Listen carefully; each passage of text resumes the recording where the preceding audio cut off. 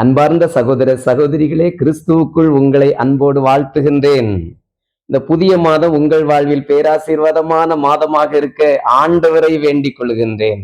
அன்பானவர்களே, இந்த வருஷத்திலும் 6 மாத காலம் ஆண்டவருடைய பராமரிப்பை பெற்ற நாம் இந்த 7வது மாதத்திலே ஆண்டவருடைய ஆசீர்வாதத்தோடு வாழ வேண்டும் என்றால் ஜெபம் நம்முடைய வாழ்வில் பிரதானமானதாக இந்த மாதத்தில் இருக்க வேண்டும். ஆகையினாலே ஜெபித்து வாழ்க்கையில் வெற்றி சிறந்த ஒரு தேவ மனிதனுடைய வாழ்க்கையை உங்கள் முன்பாக நான் காண்பித்து அருட்சிந்தனைக்குள்ளாக கடந்து செல்லலாம் என்று நினைக்கின்றேன். 19ஆம் நூற்றாண்டின் காலகட்டத்திலே ஜெர்மன் தேசத்தில் பிறந்து இங்கிலாந்து தேசத்திலே பிரிஸ்டல் நகரில் ஆண்டவருடைய ஊழியத்தை தொடங்கினார் தேவ மனிதர் ஜார்ஜ் முல்லர். பெற்றோரை இழந்த குழந்தைகளினுடைய அவலத்தை கண்டு அவர்களுக்கு ஒரு காப்பகம் ஏற்படுத்தப்பட வேண்டும் என்று தன் மனதில் திட்டம் பண்ணினார். அவருடைய கையில பணம் இல்லை. ஆண்டவருடைய சமூகத்தில் முழங்கால் ஊன்றினார். ஆண்டவரே, இந்த குழந்தைகள் பராமரிக்கப்பட வேண்டும். இந்த குழந்தைகளுக்கு ஒரு காப்பகம் ஏற்படுத்தப்பட வேண்டும். நான் ஒருவரிடத்திலும் சென்று இந்த குழந்தைகளுக்காக நன்கொடை கேட்க மாட்டேன். உம்முடைய சமூகம் மாத்திரம் வந்து ஜெபிப்பேன்.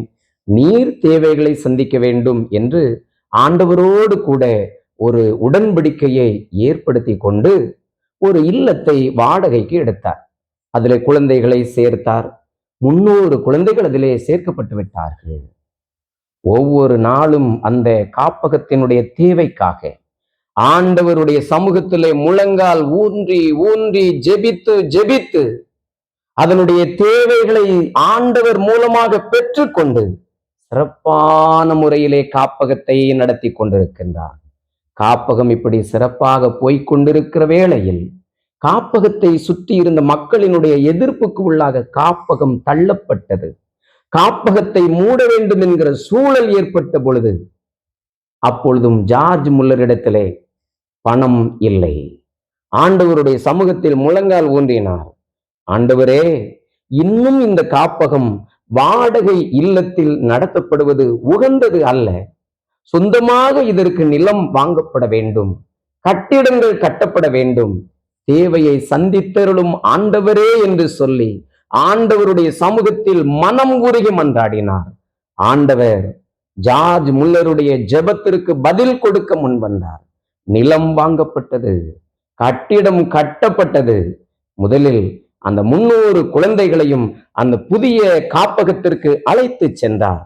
ஒன்றன் பின் ஒன்றாக அதுபோல் 5 கட்டிடங்களை கட்டி எழுப்பி ஒரே சமயத்தில் 2000 குழந்தைகள் பராமரிக்கப்படுவதற்கு ஏதுவாக அந்த காப்பகத்தை ஸ்திரப்படுத்தினார் என்றால், அன்பானவர்களே, நம்முடைய ஜெபத்தை கேட்டு நம்மை சிறப்பாக நடத்தி செல்லுகிறதற்கு ஆண்டவர் கிருபை உள்ளவராக இருக்கிறார் என்பது நமக்கு புலப்படுகிறது இல்லையா?